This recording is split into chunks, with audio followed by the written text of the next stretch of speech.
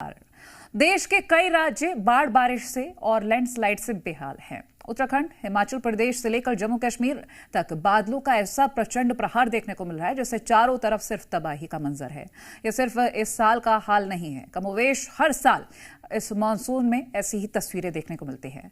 हम इन तस्वीरों की तबाही आपको दिखाएंगे और खुद भी देख लेते हैं, लेकिन क्या अब कभी आपने सोचा है कि इन आपदाओं से हमारे और देश की आर्थिक सेहत पर कितना असर पड़ता है? आपदा ने पहाड़ों को कैसे पीछे ढकेला है, रिपोर्ट दिखाते हैं।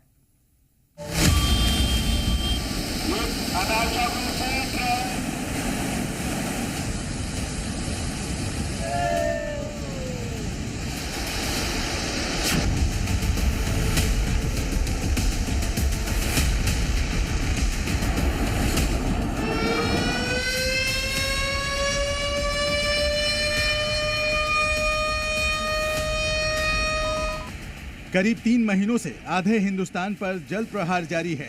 पहाड़ से लेकर मैदान तक मूसलाधार बारिश और बादल फटने से कई राज्यों में भीषण तबाही मची है।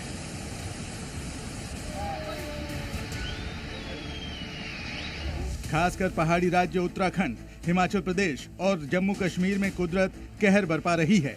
कहीं घर जमींदोज हो रहे हैं तो कहीं कई हाईवे और लोकल सड़कें खंड खंड हो चुकी हैं।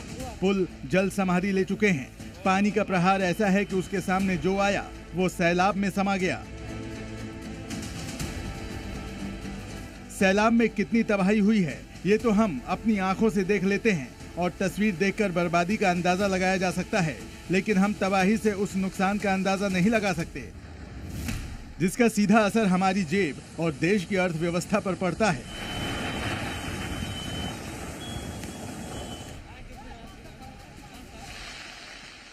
क्या आपको अंदाजा है कि हिमाचल प्रदेश में पिछले कई महीनों से आई आसमानी आफत से प्रदेश को अब तक कितना जान माल का नुकसान हुआ है? रिपोर्ट के मुताबिक हिमाचल प्रदेश में इस साल जून से अब तक बाढ़, बारिश और आपदा से 310 लोगों की मौत हुई है, जबकि 38 लोग लापता बताए जा रहे हैं। बाढ़ से अब तक 3656 कच्चे पक्के घर और दुकानें क्षतिग्रस्त हुई हैं। राज्य की अर्थव्यवस्था को करीब 3000 करोड़ रुपए का नुकसान हुआ है। खास बात यह है कि हिमाचल में 2 साल पहले यानी 2023 में भी जबरदस्त बाढ़ आई थी, जिसमें करीब 8000 करोड़ का नुकसान पहुंचा था। जरा सोचिए, इतनी रकम से प्रदेश में कितना विकास हो सकता था। इतनी बड़ी राशि के नुकसान से हिमाचल का विकास कितना पीछे चला जाएगा। हिमाचल में सबसे ज्यादा नुकसान बादल फटने से हो रहा है। इस साल प्रदेश में अब तक 40 बार बादल फटने की घटनाएं हो चुकी हैं, जबकि 2013 में 27 और 2024 में 12 बार बादल फटने की खबर आई थी।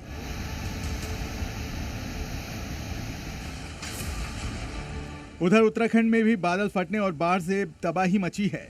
यहाँ भी कई गांव, हाईवे और घर सैलाब में समा गए और हजारों करोड़ की संपत्ति सैलाब में बह गई।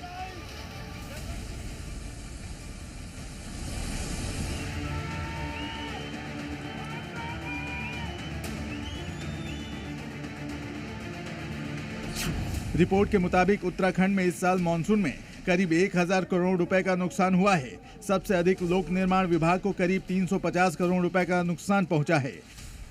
यानी सड़कों और पुलों को यथास्थिति में लाने के लिए फिर से 350 करोड़ रुपए खर्च करने होंगे। घरों और दुकानों को बसाने के लिए भी करोड़ों रुपए लगेंगे। उत्तराखंड, हिमाचल जैसी त्रासदी जम्मू कश्मीर भी झेल रहा है। यहाँ पर भी जान माल के साथ सरकारी और निजी संपत्ति को भारी नुकसान हुआ है। कई बड़े छोटे पुल ढह गए हैं। लैंडस्लाइड और बाढ़ की चपेट में आने से सैकड़ों गाड़ियां बह गई हैं, जबकि जम्मू कश्मीर में बाढ़ बारिश से अब तक 43 से ज्यादा लोगों की मौत हो चुकी है। पूरे देश की बात करें तो 2020 से 2025 तक बाढ़ बारिश से 1,60,000 करोड़ रुपए का नुकसान हुआ।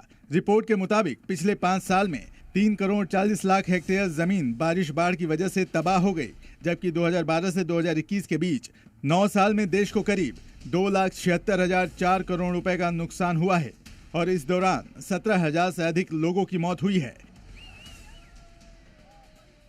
इन आंकड़ों से आप अंदाजा लगा सकते हैं कि प्राकृतिक आपदा देश को कितना नुकसान पहुंचाती है और विकास की दौड़ में कितना पीछे कर देती है।